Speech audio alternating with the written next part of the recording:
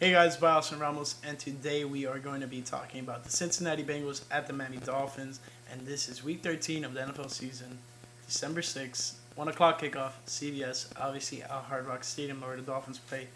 All that being said, let's get into it. So coming into this game, the Cincinnati Bengals are 2-8-1, and then the Dolphins are 7-4. Dolphins 3-2 at home. Bengals haven't won a single road game. They're 0-5-1. They tied with the Philadelphia Eagles. And with that being said, ESPN matchup predictor has this game as the Dolphins in favor, 67.9%, a tie at 0.3%, and then obviously the Bengals at 31.8%.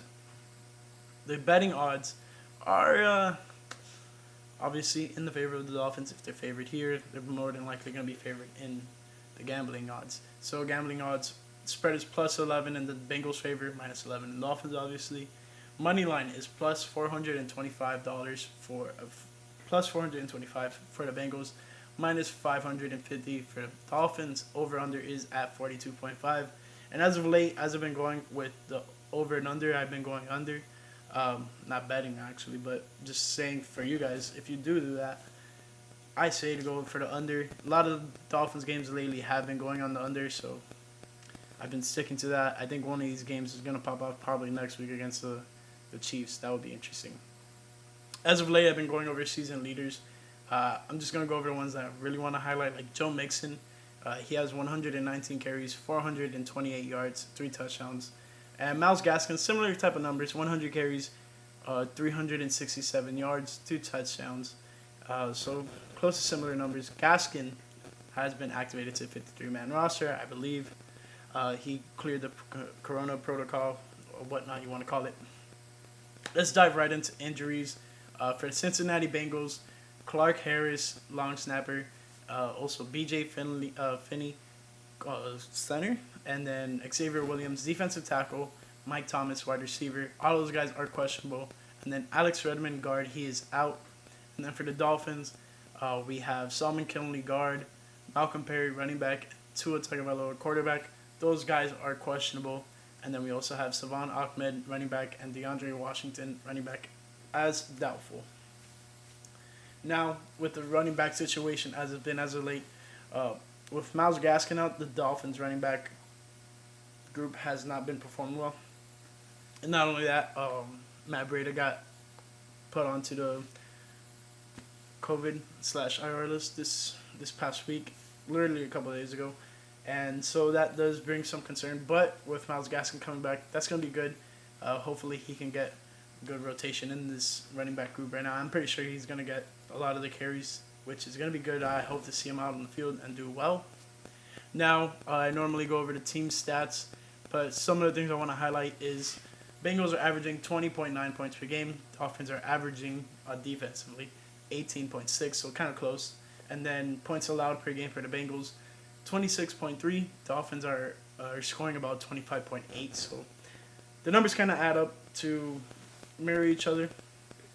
But every game is a different game. Total yards offensively, the Bengals are just averaging about 30 more yards offensively. Passing, just 30 yards in general. 260 passing to the Dolphins, 228. And then rushing yards, about 95, 96 for both teams. And then defensively, teams are about mirrors of each other. Literally 258 passing defense, 259 passing defense. And then rushing, there's about a 10-yard gap. 136 for the Bengals, 129 for the Dolphins. Last 5 games for both teams. Bengals have lost 4 out of their last 5. Their last one was against Tennessee in the first day of November 1st. They lost to Cleveland 37-34, and then they followed that up with a 31-20 win against the Tennessee Titans. Lost to Steelers, lost to Washington, and then almost won against New York Giants, but ended up losing 19-17. Dolphins, on the other hand, won their 4 out of 5 games. The only loss as of late has been to the Denver Broncos, which was a 20-13 loss. Other games were close. The closest one was the Arizona Cardinals game, 34-31, and then the rest not really that close. Chargers 8-point game. Rams, another big game. Dolphins beat down on the Jets last week 20-3, only allowing the Jets to score 3 points in 8 quarters of a football year. So that's pretty good. Obviously, the Jets are not the best team in the world right now.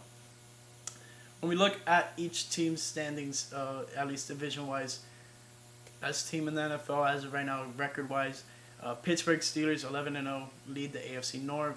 Then following them is the Cleveland Browns at 8-3, Baltimore Ravens 6-5, and then Cincinnati Bengals 8-1. Then when you look at the AFC East, Buffalo Bills still lead it at 8-3.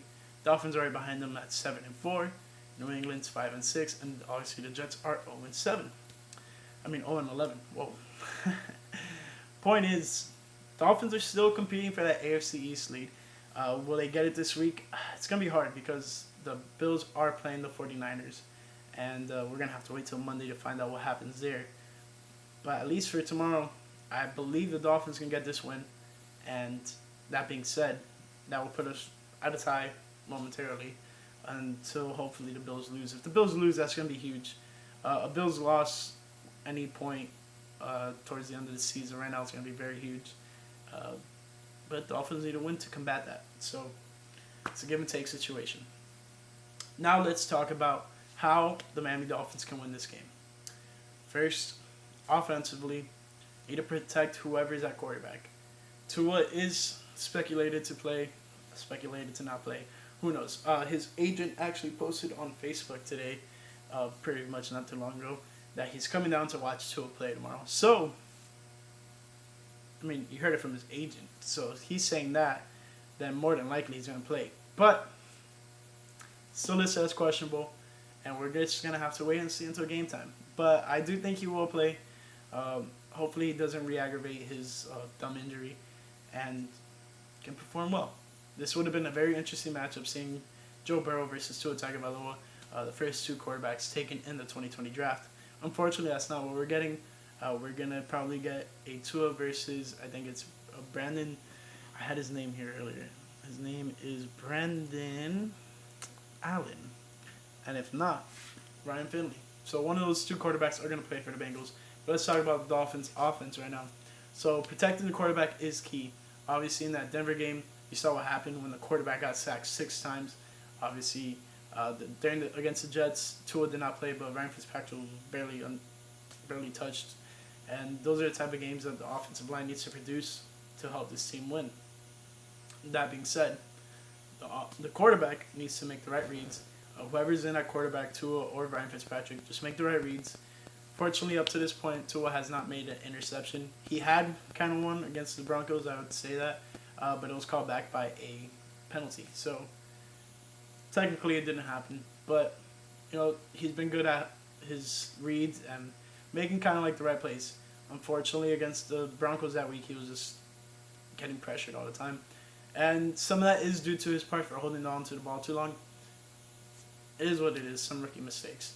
Point is, can't have that anymore. So it goes on both offensive line, quarterback, even probably wide receivers, who knows. They just need to be a little bit more efficient offensively. Last week that was the case. They did well against the Jets, but it's the Jets, so a little bit more of a formidable opponent in the Bengals this week, but still, nonetheless, it's another NFL team, so they're going to bring their best. And then when we talk defensively, Dolphins' key to success this entire year has been pressuring the quarterback and pretty much stalling the other team's offense. And when that happens, they force turnovers. Longest active streak in the NFL right now, I think it's at 17 games, forcing a turnover. So Dolphins defense needs to keep forcing those turnovers, whether it's a strip sack, interception, who knows. Just whatever way they can get the ball, they need to do that. So obviously that goes on the defensive line for pressuring the quarterback, and that goes on to the secondary for making these wide receivers not do so well. X coming back on some big interceptions, who knows. Those are some of the things that the Dolphins need to do to win this game. And do I expect them to do it? I absolutely do.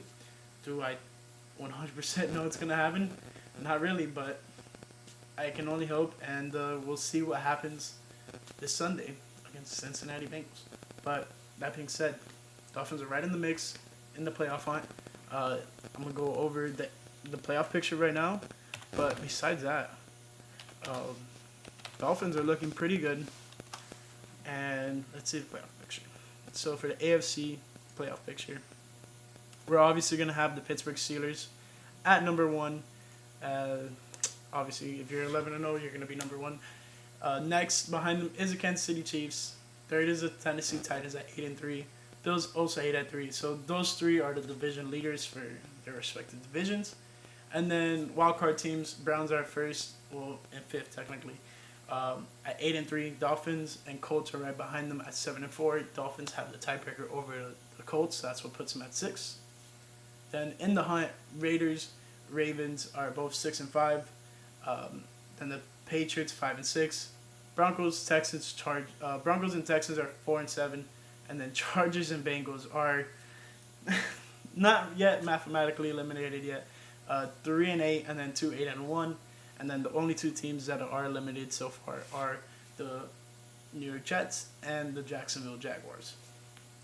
That being said, Dolphins are in the mix, and they just need a big win this week to maintain their spot in that wild card spot. But also keep their eye on the prize on the AFC East title. I'm really hoping the Dolphins bring that AFC East title home. Besides that, that's all I have for this video. Check in tomorrow after the game for the post-game review, and hope you enjoyed the video. Thank you for watching.